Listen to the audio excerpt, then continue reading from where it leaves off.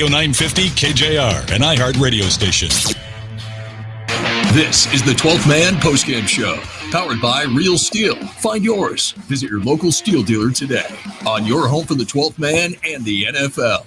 Seattle Sports Radio 950 KJR.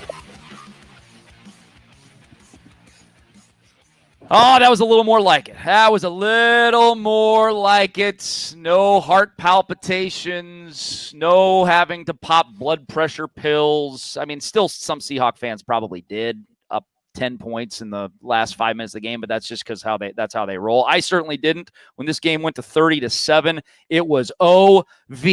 This was, I don't care what the final score tells you, this was a butt whomping by the Seattle Seahawks over their arch rival San Francisco 49ers, and we are here to celebrate for about 45 minutes until we get, maybe 41 minutes. 41 minutes until we get 49. I want 49 minutes.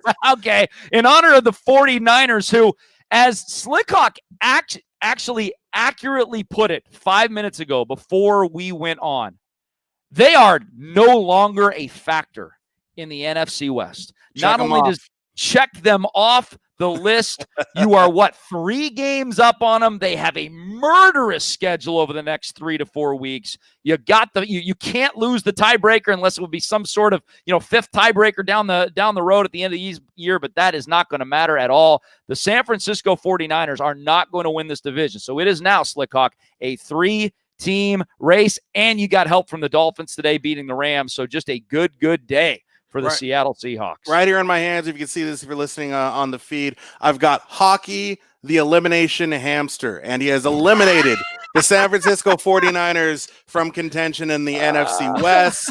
Here we're at the midway point of the season, and just check them, boom, mark them right off the list. Next up, Los Angeles Rams. But this was a pleasure to be able to do today in a fashion that, my God, it felt like, and I don't know how long it's been since I can say this, it felt like a 2013, 2014 kind of win. It's just, you're better than them, you play better than them, and then out of halftime, you put them away. And there was never a moment where I was stressed. Yep. It just felt good. And the fact that it's the 49ers and we get to laugh at all the Niners fans out there who are depressed and now have a quarterback controversy that they have to worry about. Oh, do we play Nick Mullins? What is Jimmy Garoppolo? I don't know. I don't care. Now they got to worry about, do we make the playoffs as a wild card team, which I guess they probably will. But that's nothing I have to worry about because the Seahawks are still in the driver's seat for the NFC West. And they're just, the hamster and I were just eliminating teams right and left. And so next up will be the Rams. Now, 2 weeks we get the Rams. Let's take care of them next because this is going to be a division you have to have 12 wins to get. It's going to be a 12-4 record or better. I agree. And so the Niners have 4. They're not going to run the table the rest of the way. They have 4 losses, and you can hang 4 losses on the Rams in 2 weeks. I love it. And if you gave me the option before the game, all right, you can blow the Niners out 30-7.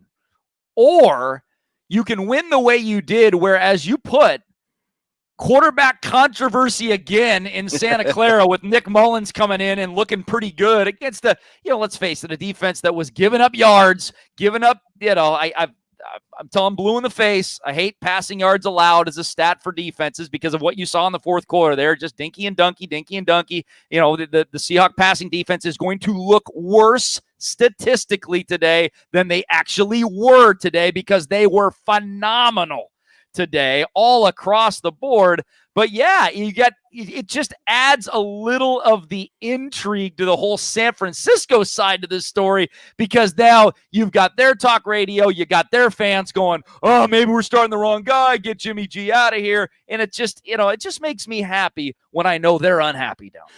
Oh yeah, for sure. We can hammer them all night long. I'm sure we're going to spend a lot of time tonight doing that. Now, as far as the yards, it's just kind of how the yards are packaged and what kind of game they come in. This was I won't call it a dominant performance, but you know what? It was a real bounce back performance and the first real good defensive performance, in my opinion, we've seen from whistle to whistle for the Seahawks team. And it was important that they be able to do that. And we have fans, myself, I think you at times have harped on Ken Norton Jr. and by proxy Pete Carroll a lot for this defensive scheme. Well, they threw whatever that old scheme was out tonight, and they brought something new, and that is the blitz. And I think they just decided, hey, look, the guy over there on the other side of the line of scrimmage, he's not that great. And I think that if we put pressure in his face, he's going to crumble. And so they sent Bobby Wagner, and they sent cornerbacks, and they sent safety. They sent whoever they could at him. And you know what? At times, they weren't even getting home. He was just panicking, and that gave them time to get home. So it was a new strategy. It worked. I'd like to see it more. Alton Robinson had a nice game, but there was a consistent pass rush all game long, and that was the biggest impact, I think, on the game, and why it took the Niners until midway through the fourth quarter, when the game was out of hand, to be able to start putting points on the board. It boils down to one word for me about how this defense played this week versus last week, and that is respect. The respect level they showed for the opposing quarterback. They showed too much respect for Kyler Murray last week, because they basically just stood their ground as the front four and just said, we're not even going to come close to over pursuing, because we are so worried that Kyler's going to make one guy miss and run for 25 yards down the field. And so it just completely took any juice out of that front four pass rush whatsoever. And they were like, we're not going to blitz either, because if we blitz and miss, he's going to run, or he's going to use his arm and throw deep downfield on us. Today, there was zero respect shown for Jimmy Garoppolo. And we talked about this week. I mean, I flat out told both of the guys, both Bonte Hill and Grant Cohen, who we had on this week from San Francisco, I told them both. I said, hey, I have got a great deal of respect for the 49er franchise. I really do. I think John Lynch does a fabulous job. I think Kyle Shanahan is a very good head coach. They are a franchise that is very, very healthy. And across the board, if they're healthy, they're a really good championship caliber team. But what I told them both, I said, your ceiling, long-term ceiling, is capped because of who you have at quarterback. And that guy is just preventing them from consistently being good. And that's what we saw, Slick, tonight from Ken Norton. He was like, this guy sucks, man. Let's just come after him and force him to make plays down the field. We're going to blanket George Kittle, make those wide receivers and Jimmy Garoppolo beat us, and none of them could do that. No, they couldn't do it. Seattle made the ball have to come out fast for Garoppolo, and it resulted in sacks, it resulted in quick throws that were either turnovers or led to short drives that ended in punts. Their offense didn't work, and they knew that they weren't going to rely too much on that running game, just because you have Tevin Coleman, who just comes back off of IR. I mean, they had the same running back situation that the Seahawks had, to where they had the injuries and relying on third and fourth stringers. So you knew they were going to have to try and rely on Jimmy Garoppolo, and they've been able to do that in the past. But if you get the ball out fast, then they don't have a chance to burn you. And so they were able to minimize that. I mean, George Kittle was an absolute non-factor. I forgot he was playing in this game until he made that catch in the fourth quarter, and then he leaves. So whatever the game plan was coming in, put pressure. Kudos to the Seahawks for getting it done. I know a lot of people, like to focus on the negative. That's just kind of the type of sports fans they are, and that's fine. You can be that way. I am not that way. I will never be that way. I always look for the things that you're doing well and then try to fix the things that you aren't doing well.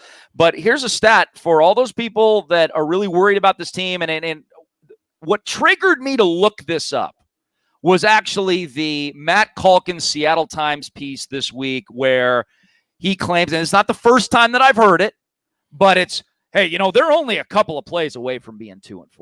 And I was like, okay, really? Let's look at this for a second. So what I did, Slick, is I went, you might have seen it on Twitter. I went and I looked at all the 0-1 loss teams coming into this week and how many minutes they have trailed in football games this year. Mm-hmm. And I have updated that since with all the games played today.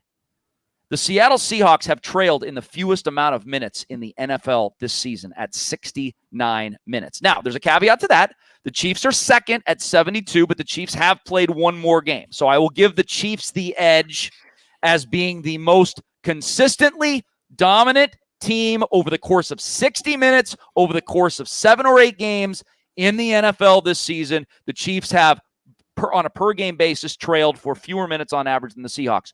No one else has, not the Ravens, not the undefeated Steelers, not the Packers, not the Titans, Nobody. The Seahawks have been a consistently great football team. And really, when you look back on it, the only time they've looked bad is when they've had leads in the fourth quarter. Dallas, New England, this game here, Minnesota was a bizarre game. I mean, those are the times when they've looked bad, but for the most part, first 2 and 3 quarters of football games, they've been unbelievable. They look great, in all 4 quarters. Even you might say, okay, well, they gave up points in the fourth quarter, whatever. I think you and I agree that didn't really matter. They look great, and so I mean that. I'm not one that's much of they should have won this game or they should have lost this game, unless there's referees making a boneheaded call or something like that. I typically feel like whoever won the game should have won the game. They had the better players that day. They made the plays. Seattle is really good at making more plays when it counts than other teams, and that's why they continue to win in those clutch situations. We talk about it all the time. 10-2 last year in those one-score games. There's a reason for that. They've got an all-world quarterback who is great in all moments, and they have the ability to be clutch. So, I think a lot of that has to do with coaching. They believe they're going to win, and they do, and they put themselves in good situations. Even though, yeah, sure, it might give us heart attacks a lot of the time. Didn't today. It might be close a lot of the time. Wasn't today. They get those wins. Today, they got to blow out the 49ers. That was fun. And that was really fun. Being up 30-7 against the 49ers is really fun in the fourth quarter. And this defense doing it 3 quarters of absolute flat-out dominant defense without Carlos Dunlap, Snacks Harrison, Shaq Griffin, Jamal Adams, Rasheem Green. I mean, those are 5. Michael Kendricks. Yeah. Those are 6 Benson Mayowa. Sorry, let me continue. Benson Mayowa, Ugo Amadi. I mean, those are 6 or 7 really big pieces to this team. I mean, not superstar level players, but really big pieces to this team. And without those guys, they just swarmed under Jimmy Garoppolo and that San Francisco offense. It was just really, really beautiful to see. Hugh Breedlove Millen joins us here on 950 KJR. We kind of have an abbreviated version of the 12th man post-game show due to our 5:25 about kickoff of the Cowboys and the Eagles. But Hugh, as we always do, let's start out with general thoughts of this one. 10-point win in the end, but really dominant through 3 quarters for the Seattle Seahawks. Well, I thought it was a great example and the blueprint for the Seahawks, the way they usually want to win a football game. And right down to, you look through the years, there's been just as many times where they've struggled early on offensively and then kind of found their groove. There's countless times where Russell at the end of the day has a great day, but doesn't at first quarter. So I think that's part of Pete Carroll's mentality. Hey, you cannot win the game in the first quarter. This team doesn't get dejected when they have a poor start as they did offensively. But I think defensively, the blueprint also was there in that they did everything that you want to do, and you got to stop the run first. The 49ers only had 52 yards rushing. And for me, when I look at the guys, the personnel groupings that San Francisco elects to play with, they play with a fullback more than any team in football. That Juszczyk is the best fullback on the planet. That whoever's second best is not even close to him. So they can play physical with him. Their tight end is the best blocking tight end in football. So just you take the 5 linemen plus the quarterback, there's only 5 guys remaining. 2 of those 5 guys have the physicality of Juszczyk and of George Kittle. And so the 49ers are capable of bludgeoning you as well as any team in this league. You have to stop the run. And so I thought that was the key to get them into predictable passing situations. And I think Bobby Wagner probably had his best game of the year. I don't want to make a strong declaration there until I study it for several hours tonight, but that's just my inclination off the cuff. And I just thought that defense really stopped the run. And then they stopped the pass. There were just no big plays. San Francisco incapable of producing big plays in the passing game. That's been a killer for Seattle. And really what they did is they generated – the guy who generated the freaking defense was Ken Norton. And we've been talking all along the reason why you acquired Jamal Adams. You know that you're your weak personnel from a personnel standpoint at the defensive ends. Well, that's where you love to get your pass rush, is to just line up, play zone with 7 guys, rush 4, and get your edge pressure from your ends. Seattle doesn't have that personnel, so you're going to have to do what Arizona did to Seattle a week ago. You're going to have to create indecision. You're going to have to attack protection schemes. And so when you see, as a quarterback, you want to go through 2 phases. You want to handle your protection phase of the play and quickly get to the phase of, all right, reading the details and the vicissitudes of the coverage and get the completions. But the way Seattle presented all of those blitz looks and the fake blitz and bringing them off the edge, I think that Ken Norton, by scheme, created a lot of a miscommunication with that 49er offensive line. They did a poor job of handling that. And so Seattle just really took control of the game and really dominated for the important part of that, which was the third quarter. I use the word respect or lack of respect shown by Ken Norton to Jimmy Garoppolo today, and how much respect he showed Kyler Murray last week. Can you just talk about the scheme that you saw last week with the mobile electric quarterback versus the scheme you saw this week? Well, you can say that that's one of the variables. I think it also was a case that they didn't get done what they needed to get done a week ago, and so they probably had the feeling of hey, we're gonna have to change things up. But you've got in Garoppolo, a guy certainly that isn't as mobile as Kyler Murray, and even he's not as mobile as typical Jimmy Garoppolo because of that high ankle sprain and what have you. And so I think what happens is you don't feel like if Garoppolo beats the first layer of your pass rush, that he's then in a threat to really extend plays, be a threat to scramble. And so you can sell out as opposed to having a cautious, maybe a tepid approach on the quarterback as you slowly converge the pocket. I think you saw guys coming off the edge and selling out, and you can go more aggressively. You don't have to break down on Garoppolo. You can in essence, if Garoppolo's standing, let's say 5.5 yards deep, like a traffic cone, you can sprint. If it was Kyler Murray, you would have to break down 3 yards from him and be cautious. With Garoppolo in his current state, you can just accelerate right to that 5.5 yard point and just worry about executing the tackle at full speed as opposed to cautiously at half speed. I want to take a quick break. When we come back, I want to get your thoughts, both of your guys' thoughts on some newcomers. DJ Dallas, DJ Reed, the 2 DJs, and Alton Robinson. We'll talk about that because all 3 of those guys played pivotal roles in this win over San Francisco today. It is the 12-man post-game show brought to you by our friends at Steel. Dick Fain, Slick Hawk, Hugh Breedlove Millen for about a half hour more right here on 950 KJR. All right, here we go. It's 6 with Slick. If you're new here, while those guys take a break, we don't do that. Come on, this is the 12-man post-game show, and I'm Slick Hawk, and we're not going to take a break because you get 6 minutes with me. All right, let's let the comments fly. Who is your big-time hero today? For me, DK Metcalf. I think he's the one. It is so cool that you have 2 wide receivers that can do it completely differently, 2 different builds, 2 different skill sets, and yet last week you get Tyler Lockett. He goes for 15 catches, 200 yards, 3 touchdowns. This week, DK Metcalf, about 150 yards and a couple of touchdowns. So, obviously we got 2 really, really good wide receivers and a great quarterback to put it in their hands, but there were more heroes in today's game. You know that. I know that. And Ken Norton. Hey, how about we give it up for Ken Norton, somebody who we've been ripping a lot. Certainly on this show, I've been doing it. And, we talked last week about, do we bring in Dan Quinn as a consultant? Do we help him out? People want him fired. Well, this was a great scheme defensively tonight.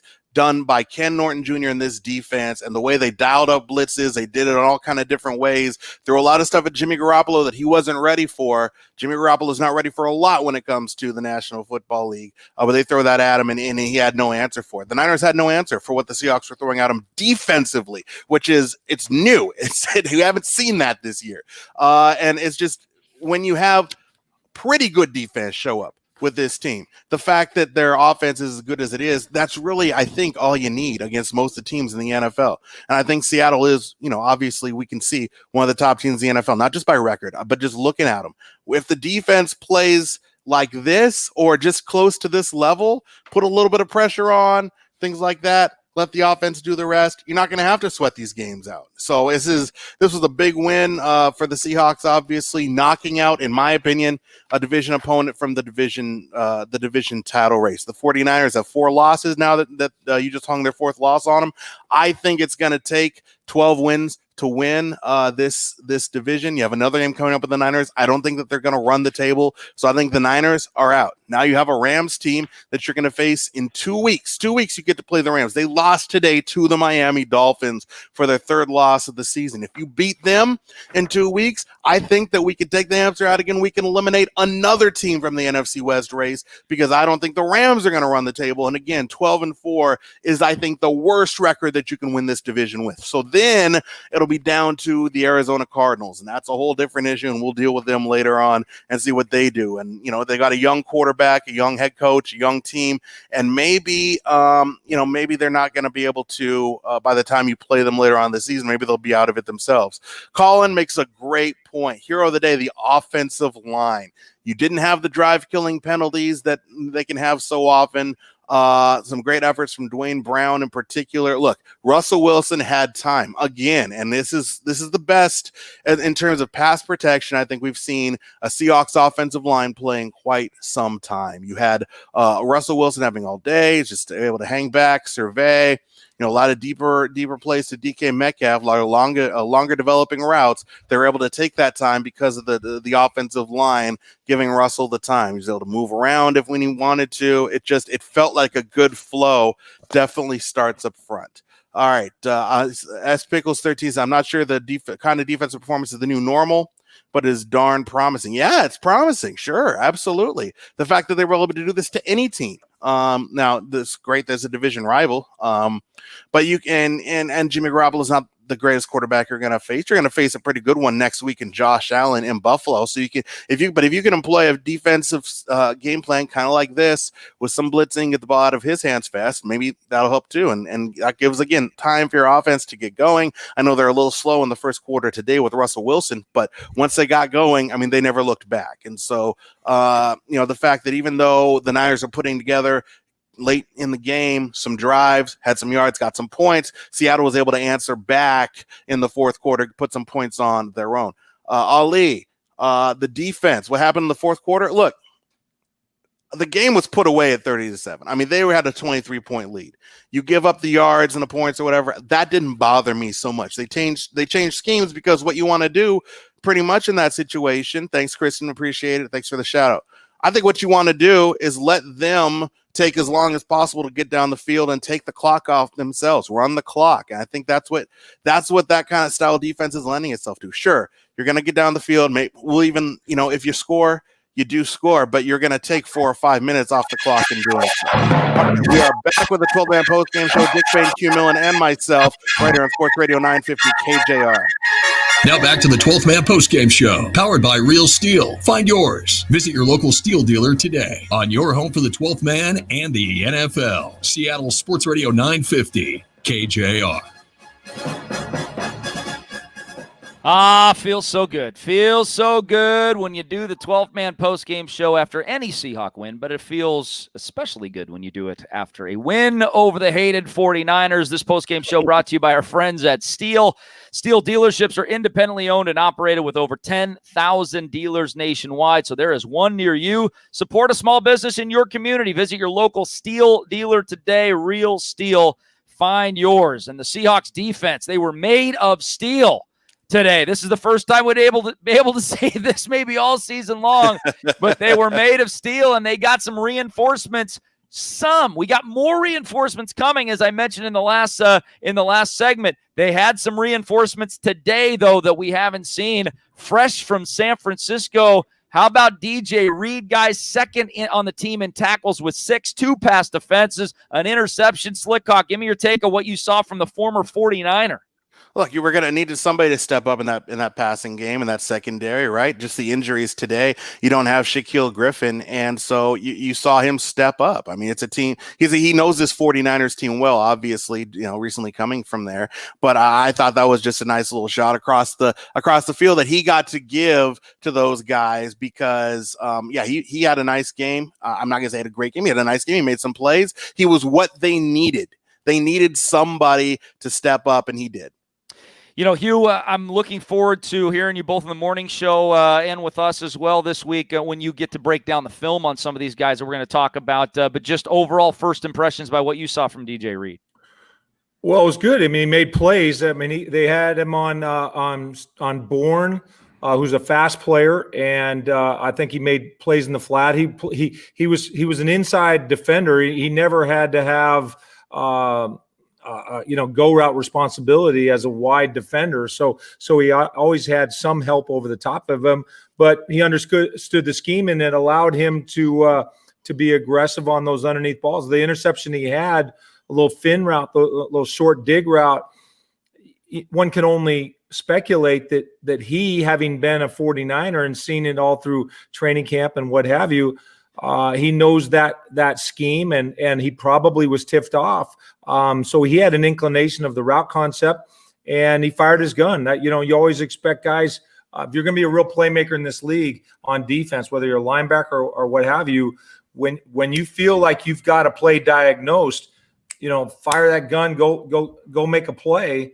But there's some risk there. If there's a double move and a guy goes on, you got better understand where your help is, that type of thing. So I'm going to study it more. But my first blush was that interception is that he had an awareness of the scheme and everything that I've been talking about. He just played it perfectly. And so it's obviously big when you're pulling guys off the street that can come in and contribute like they did. So credit to him and credit the staff for getting him ready to play on short notice. This just in from Pete Carroll's post-game press conference. Jamal Adams will be back next week for the game in Buffalo. So we're talking about kind of fill-in players, some of these newcomers, a familiar face. I'm not that familiar. He's only played a couple games, but a familiar face that they do want to have out there. Yeah. We want to see him play again and chase down Josh Allen. So we'll be able to see that next week. That's great. I'm already looking forward to our Friday visit with Hugh and how he thinks they're going to use Jamal Adams and how he's going to match up against a mobile quarterback again in Josh Allen and those receivers. So that'll be an interesting conversation. But for the next 15 minutes, 20 minutes or so here, we'll focus on this one. And God, it was good to see somebody from the defensive line wreaking havoc in an opposing backfield. Big number 98 Slick came to play today, Alton Robinson. Well, I was worried. I'm always worried coming into the game about a lot of things, but especially when it comes to this defensive line. When I see Stephon Sullivan, who they drafted as a tight end, is shifting over to defensive line, oh God, here we go again. But Alton Robinson, Benson Mayowa doesn't get the start. He wasn't active. Alton Robinson steps in. He gets pressure. He was in the backfield. I was seeing 98 a lot. I was like, wow, where has he been? Why hasn't he been playing? Because, no, it was a great performance. It's just another body getting consistent pressure on the quarterback. However we got to do it. Blitzing. Yep. Do it with 98. Do it whatever we got to do. Jamal Adams, I don't care. But they got pressure, and it was consistent throughout most of the game, and it forced a lot of errors from Jimmy Garoppolo. Hugh, remind us of what your take was on Alton Robinson after you watched a lot of film from him on draft day and just kind of what you thought he would bring. Well, he wasn't as twitchy to me as Taylor, the kid out of Tennessee, that they drafted in the second round. But he's a big guy, probably more of a left end, because I think he carries some stoutness with him. I don't see him as a right end typically in the NFL because most quarterbacks are right-handed. Most formations are right-handed. You're more likely to have the tight end on the right side. You're just more likely to play a little bit of hardball on that right side. And so generally, this is a generalization. There's plenty of, there's plenty of big right ends and there's plenty of lighter, twitchy left hands. But as a generalization, there is a difference between the left hand and right hand. So to me, he was more of a left hand type of guy. But he played in the ACC, and so it wasn't like you're watching the SEC like you were with Taylor.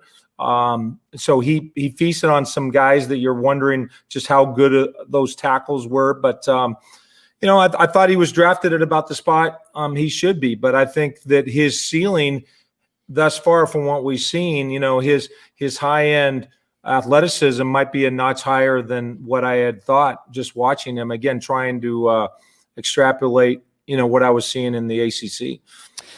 Well, if you picked up DJ Dallas like I did on your fantasy team this week, you're very wise. If you benched him like I did this week, you're not wise. So so basically I can give myself no credit for picking up a guy that ends up with 27 fantasy points, and I don't end up putting him in my starting lineup. But, when we saw that Homer was going to play, it's like, well, exactly. I don't know what to do about Dallas then, because I don't know how those carries are going to shake out. But he had a decent game. Yeah, a couple of touchdowns. Hugh, talk about what you saw from DJ Dallas. 18 carries, 41 yards, so he didn't have the yards per carry at just 2.3. Did have a touchdown there and another touchdown receiving on 5 catches for 17 yards.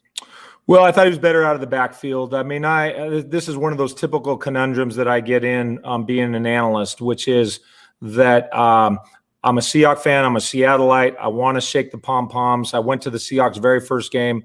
I'm desperately rooting for them. And so I'm a fan. I don't claim to be an objective journalist. But on the other hand, I take whatever knowledge I've acquired in football and apply it to that particular question. My answer is DJ Dallas was just a very subpar running back by NFL standards. I didn't see him make anybody miss. I didn't see him do anything extraordinary. He just had all the looks of a guy of a third string running back. Mm-hmm. And really he's a fourth string running back when you consider Rashad Penny would be your second, right? And Carlos Hyde would be your third. So no, I was not impressed, and I was impressed with the Seattle Seahawks. I'm delighted that they're atop the NFC. So there's a lot of things I'm really happy about, but I'd be lying if I just said, "Hey, that's great," blah blah blah. No, I don't think he was great. I thought he had a poor game. I thought he was slow to the hole. I didn't think his vision was there. I didn't think he ran hard. I didn't think he did anything that you do as a starting halfback in the National Football League, other than catch the ball pretty well. I think that's totally fair because they were kind of empty numbers, and that's kind of why I brought up the fantasy stats. They were more fantasy stats, fantasy stat good game versus a real-life football good game. And I totally agree with you on the hesitation. It seemed like every time he'd get the ball, it'd be like, I'm going to stop for a second. I don't really sure which hole I'm going to hit. Now I'm going to go hit it. And what could have been a 7 or 8 yard gain turns into a 2 or 3 yard game. So let's hope he can build from that and that he does have the ability, the talent. Because if I recall correctly, I mean, you did like him coming out, right, Hugh? So maybe this is a guy using his brain too much instead of his instincts in his first real opportunity. Well, the unstated premise, of course, is that he's a young guy. And so we can – look, I'll give him some Halloween candy for being a young guy, and great job. And you didn't lay the ball on the turf. You can sometimes be thankful for what you didn't do. When he missed that audible down on the goal line, it was clear to everybody. And had Russell Wilson got hurt on that play, they landed on him. I mean, think of look, it wasn't a disaster. It was a young guy getting his first start. He was a punt returner at Miami. Yeah, I saw more juice out of this guy, and maybe it's the case that he's a better runner when you get him to the second layer, and they just couldn't get him to the second layer often enough for him to show his stuff. But in the NFL, you got to be a first layer runner, meaning you've got to make your decision in that area right behind the line of scrimmage. You got to determine what hole you want to go to, and you got to get through that hole. And that region from -2 behind the line of scrimmage to +4, that 6 yard box. You got to get your butt in the briar patch, and you got to have good vision and then finish runs. And sometimes a 2 yard run is the best run because it's the only run. There's nothing else. You can't dance. You can't look to try and hit home runs. And I think good NFL backs understand that. They'll just like Chris Carson. I mean, he knows that sometimes that I'm going to have to take a guy for a ride. He's going to hit me at the line of scrimmage. I'm going to have to take him for a ride for 2.5 yards, and a 2.5 yard run is a hell of a run. And nobody thinks so, but you just have to have that mentality. So we don't know if Dallas has that. He didn't show it today, but again, he's a young guy. We've had a nice meal here, guys, but we're going to take a final break, and we're going to come back with dessert. Our final 5 minutes are going to be this beautiful dessert that I have prepared for you that has DeKalen, Zacharias, and Metcalf on top of it. And we're just going to have a nice little DK Metcalf Sunday for the last 5 minutes of this show. When we come back, 12th Man post-game show, Dick Fain, Hugh Breedlove, Millen, and Slickhawk right here on 950 KJR. KJR AM and KJR FM HD2. Available everywhere with the iHeartRadio app. Now number one in podcasting. Sports Radio 950 KJR, an iHeart radio station. All right, back here at 6 with Slick one more time. Every Sunday is a DeKalen Zacharias Metcalf Sunday because he's scoring every single week. And it's wild that we have a wide receiver who is at the top of the NFL. And we just never, I mean, when have we had that guy? We've had Steve Largent, we've had Brian Blaze, we've had Doug Baldwin. Joey Galloway was supposed to be that guy. I mean, he was a franchise player, but he just, I don't think he ever had the impact that this guy can have on a game. Something interesting too. We were talking about DJ Dallas there. I just remembered the fact that there was one ball he caught on the sideline, and a runner, or he had a defender kind of bearing down on him. Really want him to kind of lower the shoulder like we see Chris Carson do, like we loved when we saw Carlos Hyde do, and he just kind of skirted out of bounds. And so I just kind of wondered about, this is kind of how the team would react to something like that. And maybe that's something you see in the film room, and they kind of circle and say, hey, here's where you need to lower the shoulder, get the extra yardage instead of kind of skirting out of bounds. So, Mike, yeah, Hugh said it, DJ Dallas, play a nice game. Statistically, it was fine. It was what they needed. Look, they needed a warm body to carry the ball, catch a ball out of the backfield, and that's where actually I think he was the most useful, was receiving out of the backfield. Russell Wilson needed him when he was out there, and just enough, running threat to keep the defense on the heels to make the play action work. It was fine. It worked. It worked for them. They were able to keep the ball moving for the most part. It was a little scary there. The first drive. I thought the first drive was a little disjointed, and they end up with a 3-and-out. I wasn't sure what was going on, and then they get pinned kind of back, but then they got something going. The interception, that first interception at the beginning of the game, I mean, that changed everything. It gave them momentum. It gave them belief. I mean, you could see that there was energy, and hopefully it's something they can kind of generate themselves. But look, we're not there. Normally, I would be there, right? Most of us, we would be there yelling our faces off, at especially a game like this, a Niners game. It's a division game. Those are the loudest games. They don't have that juice from us to kind of get them going. So they got to generate it themselves. And I understand that maybe they're going to be a little flat to start some of these games. But a turnover like that, that's a spark, and they never look back from that. So that was a real big turning point as far as getting the offense going, give them a little bit of a shorter field, and they're able to convert that into points. I mean, and then DK running away like a stallion running from I don't know, pigs or something slow. That's what DK looks like when he's just, whatever way they can get him the ball, just do it. And they are doing it. And, the big knock on DK coming out, and there were several. I mean, he fell to the end of the second round, when it was because some of it was, injury concerns, but a lot of it was people thought he could only run go routes, and he's not a great route runner, whatever that is. Well, look what DK is doing now. I mean, they're running him. You saw him run every kind of route tonight on the slant, caught the ball on the slant. I love what they did, have him on the crosser where he just catches it. And then look, you get him in space, he's going to outrun every defender in the National Football League. And you say, you throw a bubble screen or smoke screen out to him. The first guy almost always misses, either because he jukes him or straight trucks him. I mean, even on the drop that DK had in the fourth quarter where it was kind of popped out by the defender, the defender bounced off of him, and he's left standing over him. Like, or are you really trying to act like you could do something to me right now? DK is a bully. I know we're about to have this conversation, and I could talk about DK for an hour because that's how great. He's a bully, and it blows my mind, the size of this guy and the speed that he can run.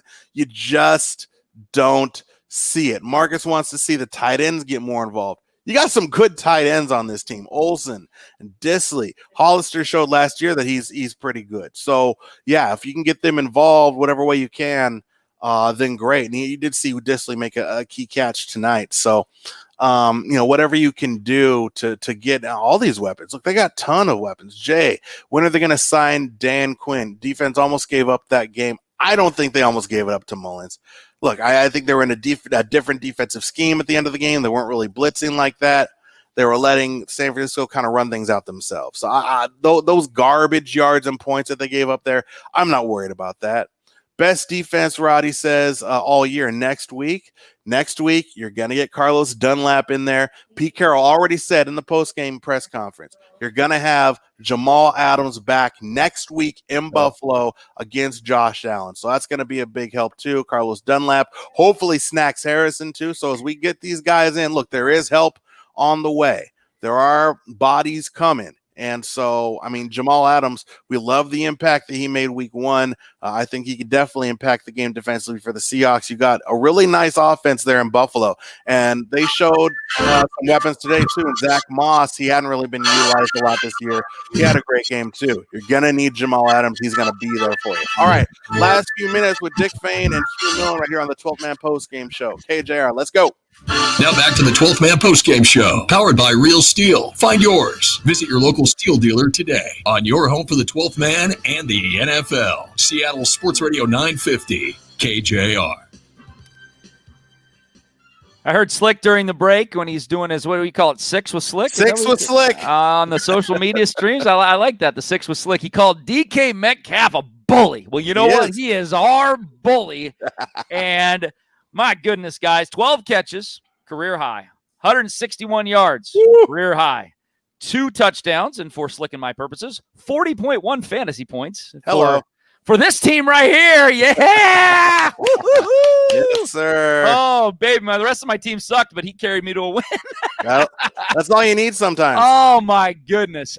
Guys, let's start with this. Which was more impressive? Because 2 plays just come to mind. I'm going to call it the gimme that touchdown in the end zone where he just get off me. Get off me. I have this ball. You don't have it.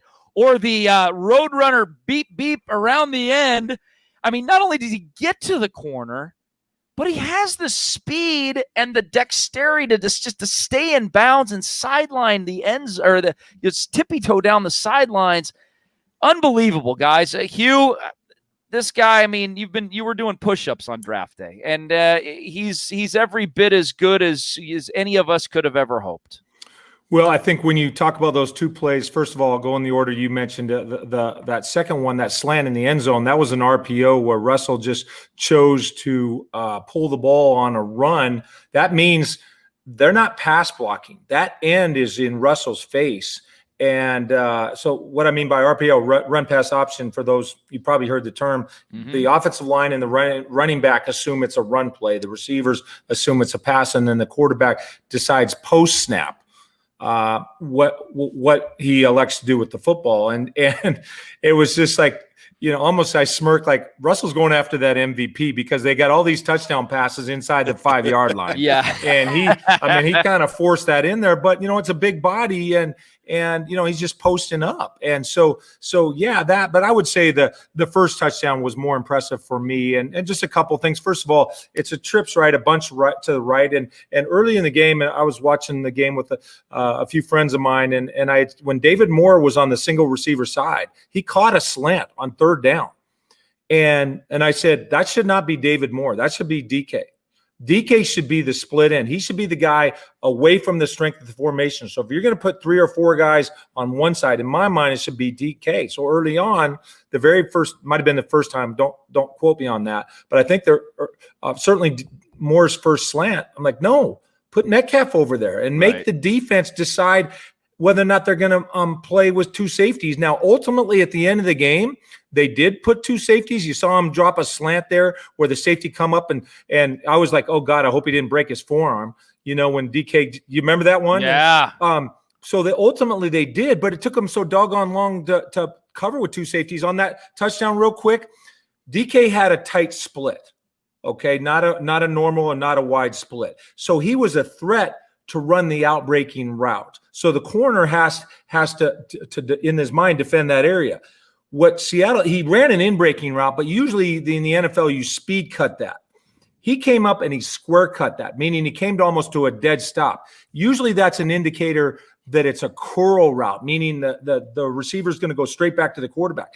Now he ran a square in, and he ran into the middle. So the corner, when I first looked at it, I thought it was cover one man-to-man, but with just a 5-man rush. But when you look at it, it was not cover one. It was covered. It was a 3 deep, 3 under zone. You know that because the middle linebacker was carrying Tyler Lockett on a seam route. So, but that corner route essentially on that route, it's indistinguishable from man coverage. So Metcalf was able to run away from the corner, number 41. You guys are going to have to get as a player, you always just study numbers, right? All right. So he was able to run away from the corner who was covering him and break into the middle of the field. Now the safety, the next thought I would thought from a 49 perspective is where's the damn free safety? No, so number 20, he kind of got he got caught up in the wash. But one last important point.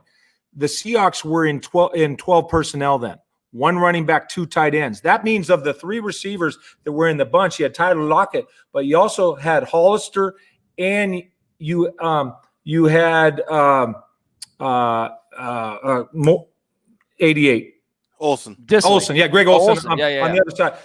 And so those guys, because you had big bodies to block at the point of attack, they were able to get onto smaller defenders, hold their blocks, Hollister and Olsen. So that's the anatomy of a simple square in that becomes a turn. And the body control on the sideline combined with the acceleration, not many cats can do what he did on that play. Great stuff, Hugh. We'll talk to you tomorrow morning, 3 o'clock tomorrow morning.